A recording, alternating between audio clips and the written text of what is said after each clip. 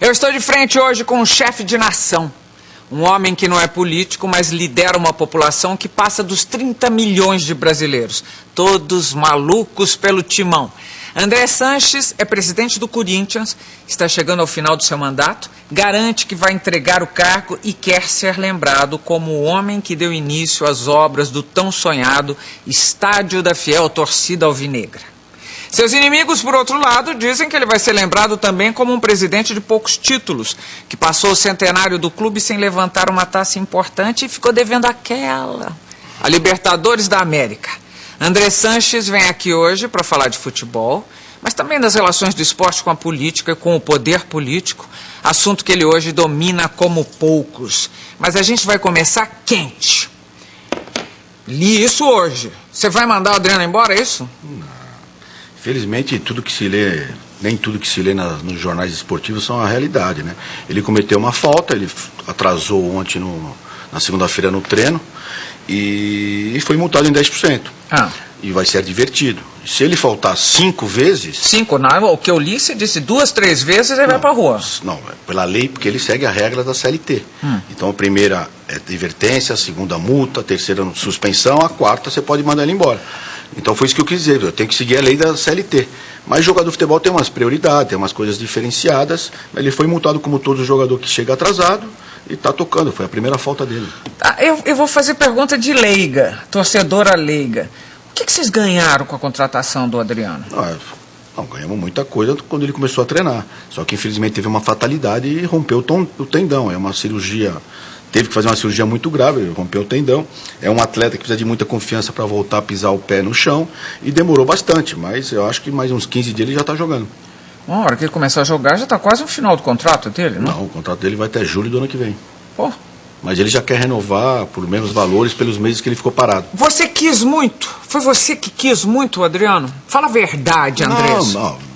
Se eu não quis, eu assinei, né? Então eu não ia fazer uma coisa que eu não queria. Não, tecnicamente o Adriano é indiscutível. O problema, todos aqueles problemas que ele teve nos últimos 2 anos aí, de atraso, de faltar, de abandonar.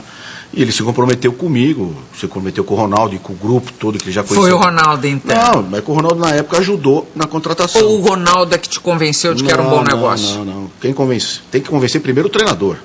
E depois os companheiros. E ele já conhecia muitos, que ele tinha jogado no Flamengo com alguns jogadores. E todo mundo falou, André, tecnicamente não se discute. Agora precisa se comprometer que ele vai cumprir todas as coisas religiosamente. E até agora ele está cumprindo, fora a falta de segunda-feira, ele está cumprindo tudo. Apesar de vocês negarem veementemente, alguns passarinhos já me contaram que você é sócio do Ronaldo. Isso é uma grande mentira. Se ele quiser eu como sócio, eu entro amanhã. Mas não, eu sou conselheiro da Nine. Nenhum dos negócios dele? Nenhum negócio dele.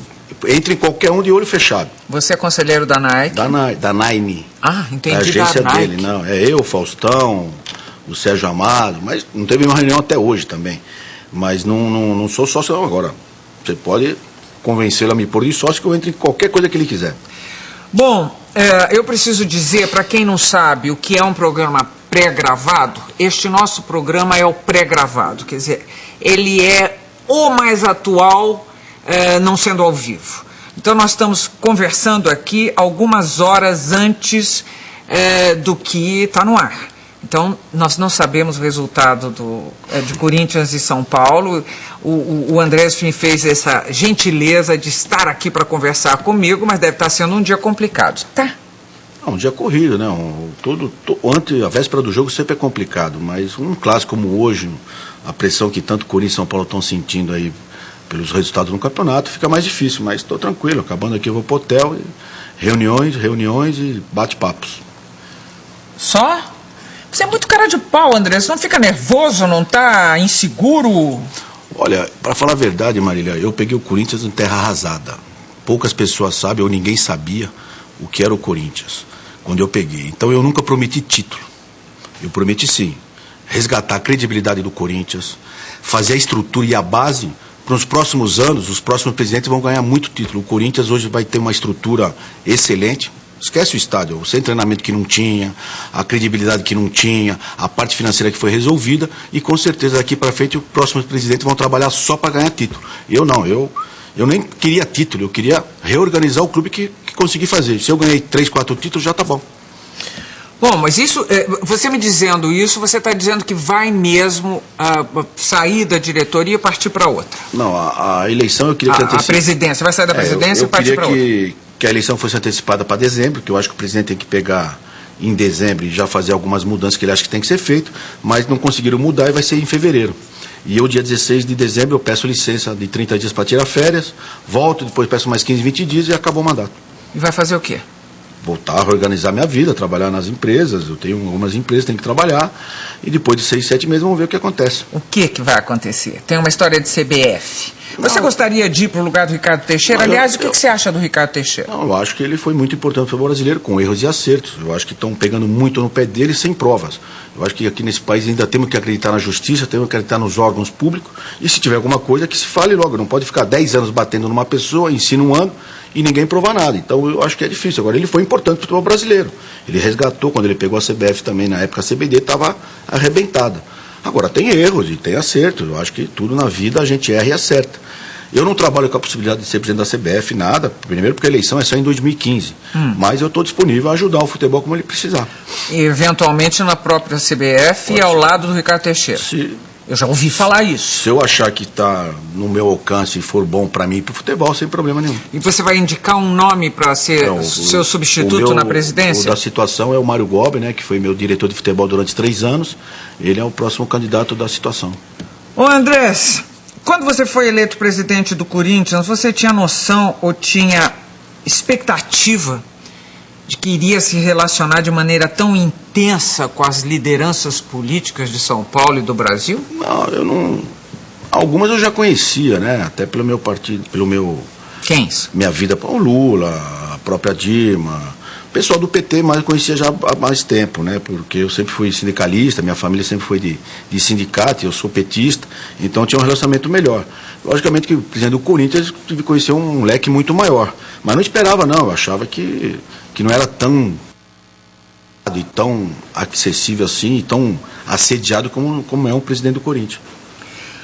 Como é que foi a negociação que afinal viabilizou o estádio do Corinthians? Qual foi o seu papel, por exemplo, na costura do acordo entre os vereadores paulistanos que permitiu aprovar o projeto? Então, vamos até bom essa pergunta, porque o Corinthians tem eu nunca prometi estádio, eu sempre quando falavam de estádio para mim, eu falei, olha, eu já fui muito enganado com o negócio de estádio, há 50 anos eu venho sendo enganado, e eu não quero enganar meus filhos. Se eu não quero enganar meus filhos, eu não vou enganar ninguém. Então eu não sei de estádio, o Corinthians não tem nem condições de falar de estádio, mas foi aparecendo a oportunidade e nós fizemos um projeto de 48 mil lugares em Itaquera para o estádio do Corinthians. E estava tudo acertado. O projeto pronto, tudo, a gente ia pegar o dinheiro junto com o Aldebrecht no BNDES e ia fazer o estádio. Por 1000 razões, o Morumbi foi vetado pela FIFA.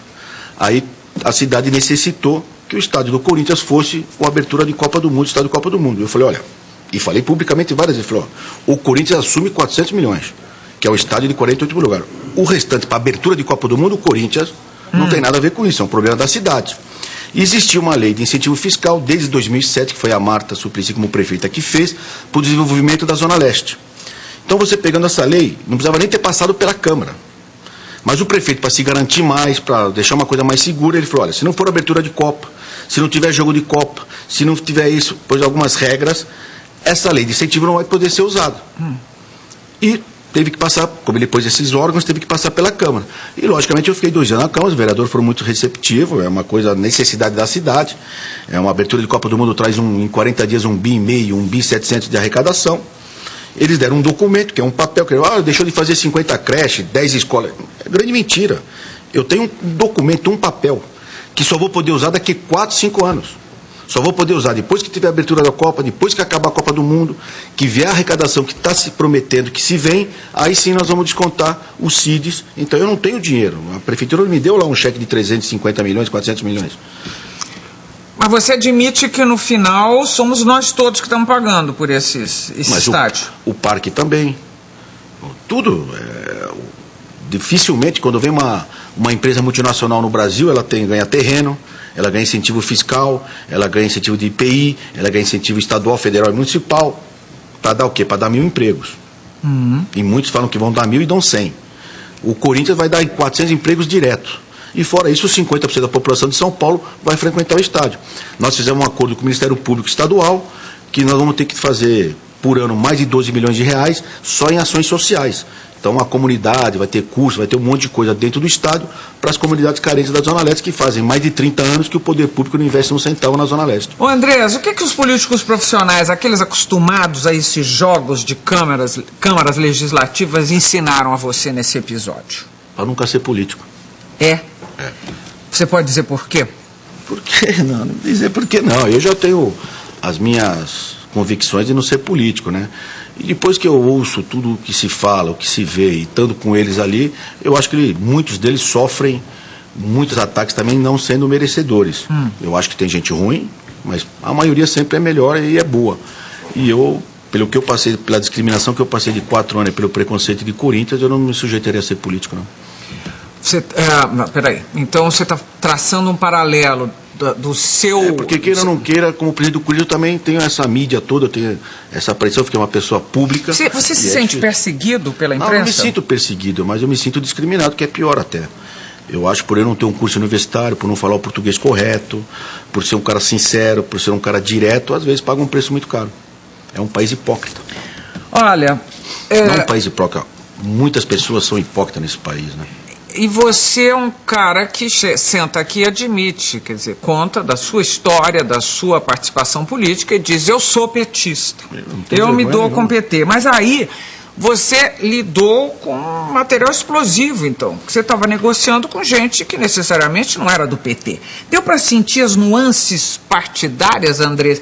A verdadeira briga de poder político? Foi assim, governo de um lado, oposição do outro? E começou com o governador, que depois veio o outro. Isso talvez o Estado do Corinthians seja um exemplo para a nação. Nós temos que fazer o bem para a cidade, para o ser humano, para o cidadão, independente de partidos políticos. O grande problema no Brasil que eu vejo nos últimos anos, nas últimas décadas, eu começo a fazer um trabalho aqui para a população. Eu perdi a eleição, vem o outro, não, isso aqui foi ele começou, não vou fazer. E passa para o outro lado. Então, por que o metrô às vezes está muito atrasado? Porque alguns deixaram de lado. Então tem que ser, todos têm que seguir a mesma sequência que for bom para o cidadão. É que muitas vezes a pessoa pensa no umbigo de si próprio. Você é um cara com aprendizado de negociante, não é isso? Comerciante desde nascença. Bom, então você estava acostumado com o toma lá da cá dos políticos, que você teve que encarar ou não? Não, para mim ninguém pediu nada. Eu não disse que pediram, mas existe vamos dizer, uma filosofia de toma lá da cá. Existem algumas coisas que você tem que ceder até pela posição dos políticos e a sua própria. Então, olha, tem eventos hoje que eu tenho que estar presente, que eu tenho que ir lá, que eu levo a mídia, que eu trago muitos corintianos para aquele evento. E isso todo mundo, de um jeito ou de outro, se tira proveito. Mas as negociações foram mais abertas possíveis.